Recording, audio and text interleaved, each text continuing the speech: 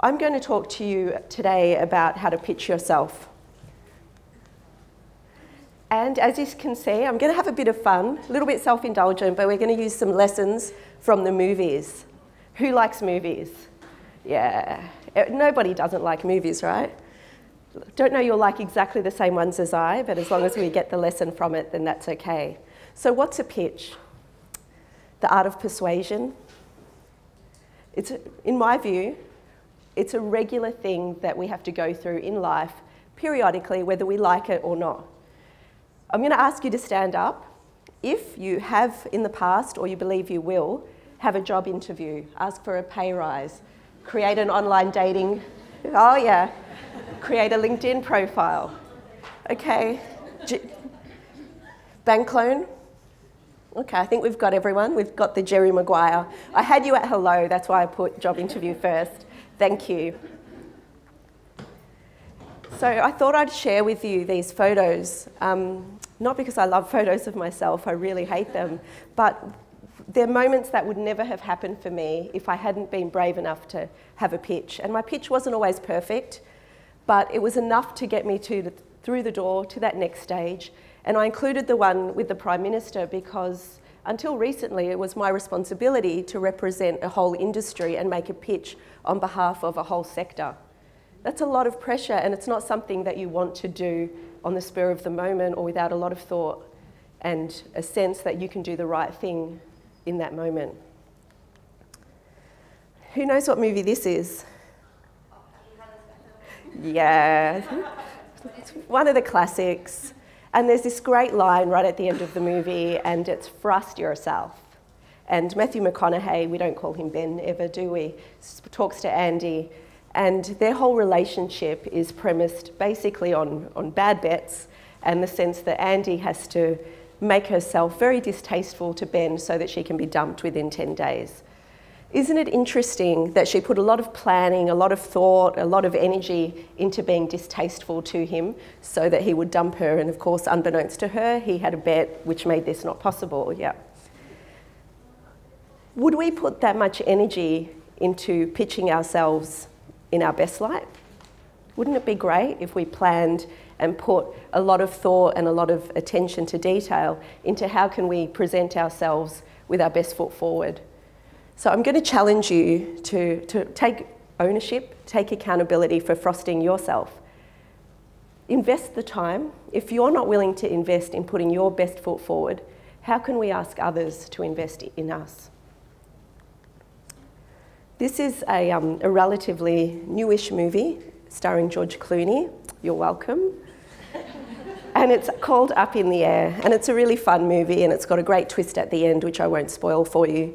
But one of the great things about this movie is, although George is a corporate downsizer and part of his job is actually going around the world advising people that they've been made redundant, and also on the corporate speaking circuit talking about downsizing and how important that is, he's actually quite a genius luggage packer.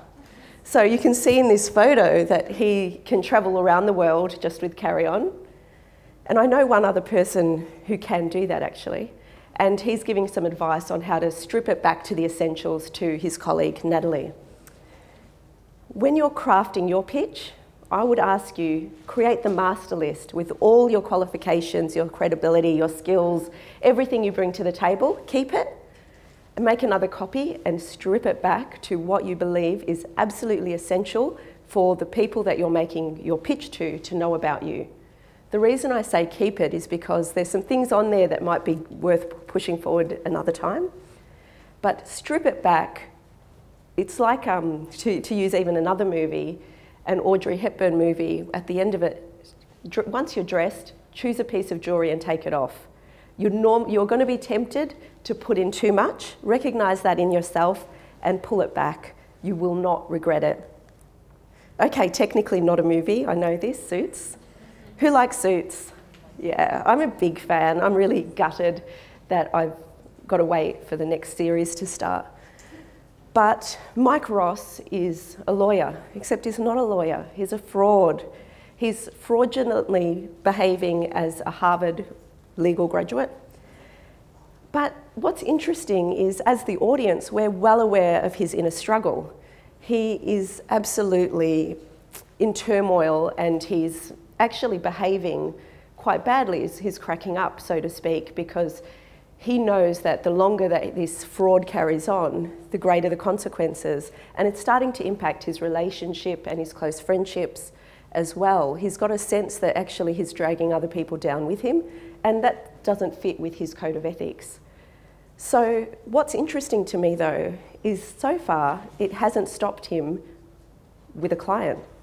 There is no client in any series that would be aware that he has this serious gap, which he's struggling with, this insecurity, because what he brings to the table is credibility. And how does he do that? Really interesting. Because he doesn't actually say, these are my qualifications. He can't. So what does he do? Well, he talks about his knowledge of the law. So his experience and actual knowledge come into play. He shows interest and knowledge about the client. He puts himself in their shoes. He shows that he's got a sense of why they're there, what they're looking to achieve, and what options they might have forward as solutions. So he's really engaging, and he's thinking about what they need from him, not what he needs from them. So I would urge you to think about what creates credibility in your field or what you're pursuing in your pitch. So it could be a bank loan, or it could be a job interview or a research grant. What are the hallmarks of credibility? And if I look at my life, what constitutes credibility isn't, I've got a social science degree, got a diploma from graduate diploma, company directors, barely gets mentioned. It's often the organisations and the brands that I've worked for, the type of work that I've done, and the associates that I've got, my networks. Because if I can say, oh, actually, you might know X, that creates credibility because that's someone who's well known in that field. So think about that, and don't be shy of bringing those elements to the table. Who's thought they would get to do this? Come on, let's do it. Get up there and get your power pose. I've got a thrill for you. We're going to hear from Amy Cuddy right now. So Amy Cuddy, as Dina mentioned, is a Harvard Business School associate professor. It's really worth checking out her TED Talk. It's amazing. She had an accident, and through that accident she learned and observed a lot of things which she then created research studies around. And while it's fun to talk about Wonder Woman, it is very genuinely helpful to all of us. I'm going to encourage you to go and check out Amy Cuddy's TED Talk. What I'm going to tell you about the reason that you're going to check it out is because you want to nail your first impression every time. Based on the research that we've done so far, if you had people stand in powerful postures, it would lead them to behave more powerfully, think in a way that's associated with power, to feel more powerful, and even to experience physiological changes that are consistent with having power. Those findings suggest that people can prepare for stressful situations by adopting one of these powerful poses for just a couple of minutes. And we do find that people who have adopted a high power pose before a job interview just do much better. So who wouldn't want that advantage in life? The next movie that I'm going to talk to you about is Erin Brockovich. Quite an old movie, so I'm not sure if you've seen it. Has anyone seen it? Yeah? So what we know about Erin is that, that's her, is that she's very passionate. So this is a story about, she's a researcher. She's researching for a big legal case. It's a social justice case, David and Goliath story. And eventually she wins, and she wins against a very big corporate. So it's one of those against all odds battles. But why are the odds what they are? She's passionate, she knows her stuff, she's disciplined. There's no one going to work harder, she's committed. Can anyone guess where the odds just got raised? How's she presenting? Your idea of someone who's going to win in a corporate environment? I don't think so. Unfortunately, she doesn't look or act the part, and that's her verbal presentation as well as her physical presentation. And there's a line where her nemesis in the movie says, oh, I think we got off on the wrong foot. And of course she comes back and she says, and I'll remove the expletives, but she says, no, I think you got off on 2 ugly feet in 2 ugly shoes. And so that's defensive, it's uncalled for. And the reason I mention that is it's about aligning our physical presence, our language, to what our objective is. Because even though that person was her nemesis, anyone witnessing that conversation is not going to be predisposed in Erin's favour. It feels that she's not giving people a fair go, and actually the person she's not giving a fair go to is herself. So I think there's a line between being authentic and being appropriate, and they don't need to not go hand in hand. There's a way of navigating every situation. I would ask you to always back up your passion and your strengths with how you present yourself, because one thing we all know about communication is that 80% of it is non-verbal, and people will make decisions about us in the first 7 seconds. There's only so much we can say in 7 seconds. So know your audience. Sound of Music, the people that know me here know that I was always going to put the Sound of Music in here. And Maria makes a pitch in this movie to Georg, the captain, and the pitch is about play clothes for the children. And she asks for material, and she very generously says, you provide the material, which in her mind shouldn't be a problem in a wealthy household, and I'll sew them up and make play clothes.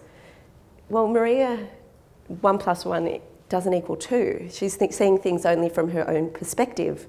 And anyone that knows the captain and has witnessed the household even for 1 minute would know, actually, he's put a lot of effort into crafting a culture that is based on military discipline.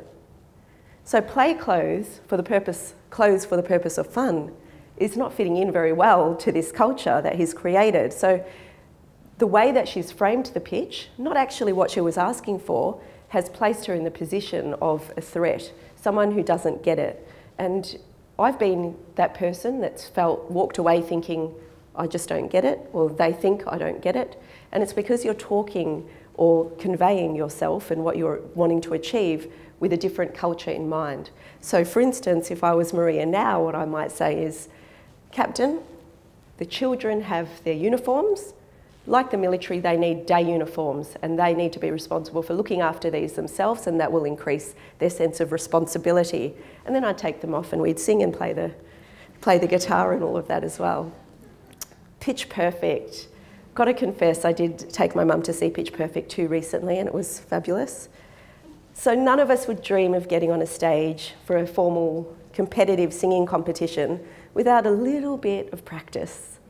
And singing and competitive singing, such as we see in Pitch Perfect, is actually a really good reminder of what you need to do to get your pitch right.